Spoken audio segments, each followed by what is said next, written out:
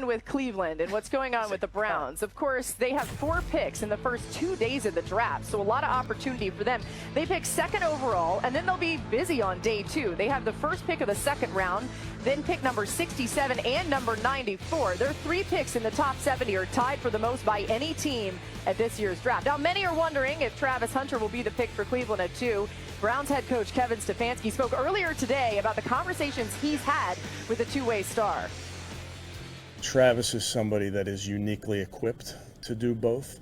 I remember having a conversation with him about, there's only so many hours in the day, so you're going to have to meet extra with this coach or that coach. And he made a comment that he's a fisherman. He gets up at 5 in the morning quite often, so that's not a problem for him in terms of maximizing his day. I think we and every team that's in the top of this draft has to come up with a plan of how you would see it, but then you really have to be able to adjust to what the player is doing really well, or maybe, hey, we need to do a little bit less of this and more of that, or vice versa.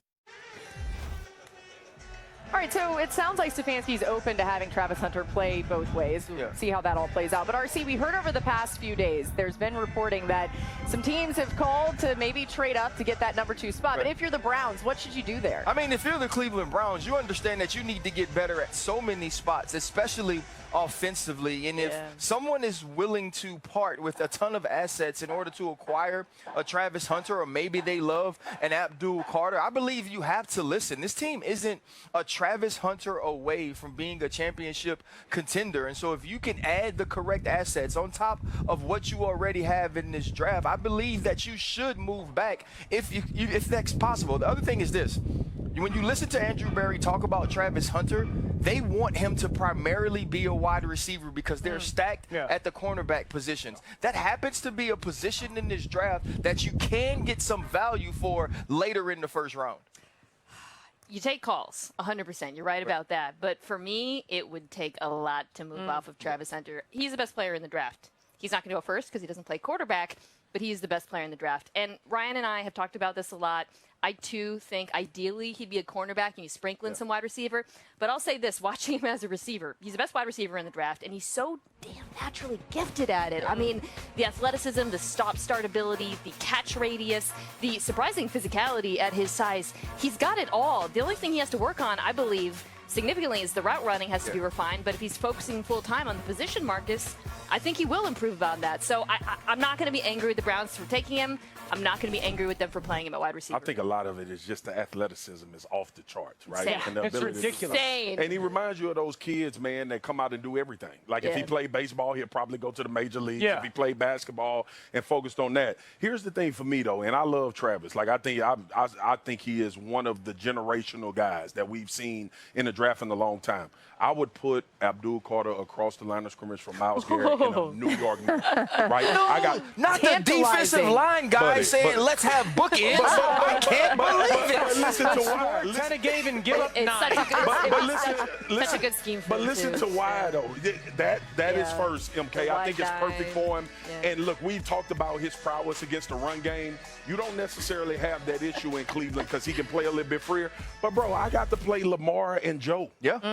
Twice a year. Like, so I get it that we wanted to get the wide receiver and all of that. But you could score 35 and Joe gonna score 50. Right. Like, and that's the issue that I see a lot of times when you start talking about this division. Why didn't you talk about the Steelers quarterbacks? Well, because they don't. We don't know that yet, right? Maybe we will later. We'll get to that. Oh, Rudolph. All right, Dan, the Cleveland other big question, of course, is around the quarterback situation. There are opportunities for them. Maybe they could trade back up into the first round or get somebody later. They've got all those picks. What do you think's best case scenario? Best case scenario is trading back up into the first round because I don't think you can just sit there and wait for the first pick of the second round. I think the style of quarterback that they want matters here. You know, Kevin Stefanski, who's taking over the play calling again in Minnesota with Kirk Cousins, who's not physically this remarkable quarterback, ton of success. 2 years ago with Joe Flacco, ton of success. And then Deshaun came, and they kind of tried to change the offense a little bit. And so if Kevin Stefanski's taken over as the play caller, everyone's going with Jalen Milroe. I don't see Milroe as the fit there. Like, schematically, for me, it's more Jaxson Dart from Ole Miss, Tyler Shuck from Louisville I think Tyler Shuck as the scheme fit more than, you know, a Shedeur actually would be a better fit scheme-wise. I just don't think he'll be there at the 33rd pick of the draft. Yeah, Milroe, of course, the offensive coordinator now for the Browns, Tommy Rees, was at Alabama. He was the offensive coordinator for Milroe. That didn't always work out as well as they wanted it to. All right, let's bring Adam in. Adam, what do you know about what you're hearing with the Browns right now? Everything. Here's what's interesting about the Browns. You're talking about whether they would field calls and move out at number 2. The fact of the matter is they've probably gotten more calls from teams asking if the Browns want to move back into round 1 to try to draft a quarterback at that point in time. We've seen a history of teams who have used a pick on a player or a need that they have and then try to trade back in. Let's go back to the Baltimore Ravens. They drafted Hayden Hurst initially with their first-round pick, then traded back in the first round with the last pick to go get Lamar Jackson in the first round. And the Browns have gotten calls from teams asking them if they would have an interest in moving back into the first round again. And I think we could see some of those moves tomorrow, depending on whether or not Shedeur Sanders goes at 21. If Shedeur goes 21, we could start to see fireworks from 22 to 32. But if Shedeur doesn't go there, then people may be sitting back and waiting. All right, and again, so that just brings us right back to the Steelers quarterback. It's 21, of course, is their pick. More from Adam throughout the show. And time now for our top story brought to you by Sleep Number. For that, we turn our attention to the Saints. They hold that 9th overall pick. There's been conversations that they could take a quarterback under new head coach Kellen Moore. A lot of that has to do with uncertainty around Derek Carr's health. GM Mickey Loomis addressed Carr's status earlier today. Here's what he said. He does have an issue with his shoulder. We're hoping to get some resolution and clarity on that in the near future, and when we do, I'll report back to you. I don't think the draft approach for us is any different than it would be in any year. If we're picking in the top 10, we're looking for somebody that, man, we're going to count on this guy for the next 8 to 10 years, and he's going to fill that spot, and we're not going to have to worry about it. But sometimes it might be a guy that just, man, we can sleep at night because we got that position covered for the next, 8 to 10 years. So that's where their heads are at. Adam, what more can you tell us about where the Saints stand with Derek Carr? Well, Laura, this is a situation where there are more questions than there are answers. There are questions about when and if Derek Carr will play football again. There are questions about his contract and how that's going to play out. There are questions about what the Saints are going to do at quarterback. This is an injury that they have known that he's had all along, but all of a sudden, 2 days before they open their offseason program, it comes out that he's got an issue with his shoulder that Mickey Loomis says the team still does not have clarity on. And you also heard him talk about the fact that they were making quarterback plans anyway before this news surfaced, and so they're going to go ahead and try to find that player that can make them sleep easy at night at number 9. And then I think there are people who believe that they do love Jaxson Dart, that they may try to move back into the first round to get him. They've already made calls about moving up from pick number 40 in the second round, and we'll see how the Saints approach it. But they obviously have a major issue at quarterback, and it doesn't sound right now like they'd like to address that at number 9.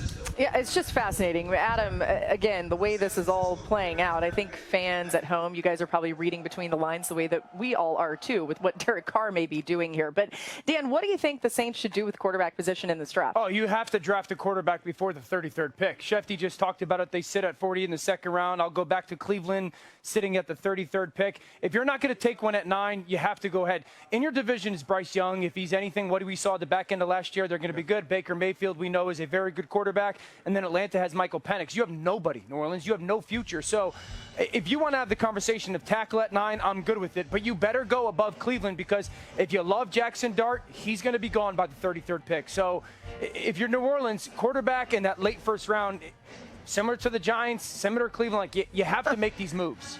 For the sake of not being repetitive, Dio, I agree with you. But you look at like this team drafts line of scrimmage. Yeah. Like that's been their calling card. But they don't have a person to play the position long term. Dio, I got you.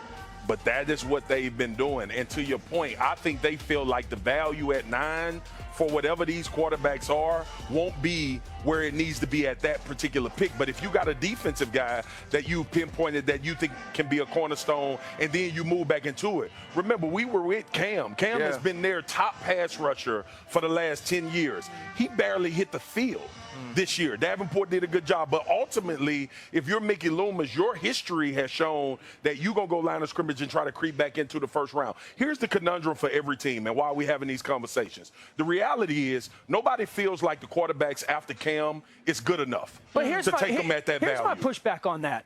Why? Dio, I don't make the damn rules. I'm not taking the pick. Because we've fallen into this trap where every quarterback has to be like Lamar, Josh, Joe, Patrick, or whoever Hurts or something like that. And if they're not that, we can't take them to the first round. So here's the thing. I don't necessarily believe that, but I do believe you have to be a certain thing if I'm going to pick you 9. There you go. If I'm going to pick you 3, if I'm going to pick you 6. That's where this conversation begins. It's not necessarily if any of these dudes can pan out to be good starting quarterbacks for the next 8 to 10 years. I believe there's some belief in the Shedeur Sanders. There's some belief in Jaxson Dart. Tyler Shuck is entering that conversation. Jalen Miro is this project, but it's like, where do we pick him? And if we pick them here, do we set our franchise back if he isn't that guy? And what Mickey Loomis is saying, I can sleep at night because this dude at this position is going to be great or very good for the next decade. Then they get a quarterback. I mean, we were all pretty comfortable with the quarterbacks last year. Yeah, just to draw a point of comparison. If this was last year, I think we'd all be like, great, take J.J. McCarthy, New Orleans.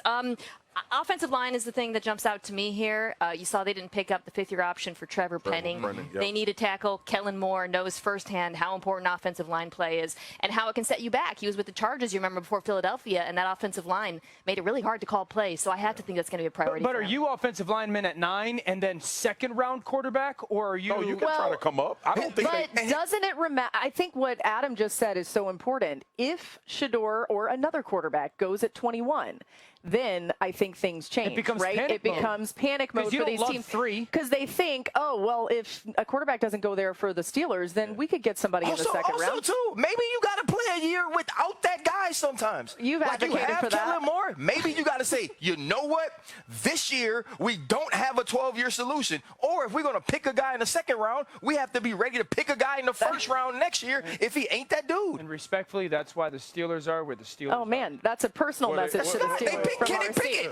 All right, we're just getting started on NFL Live. Bethany Wilmer joining our show here in Wisconsin. It's so good to have you. Great to be here. What's up, Pete? Longtime fan of the show, first time with all of you in person. So excited. Are we always Peter? Yeah, Peter. No Pete. No Pete. No Pete. Pete. Definitely All going to use Peter. Pete. Yeah, Definitely Don't you dare.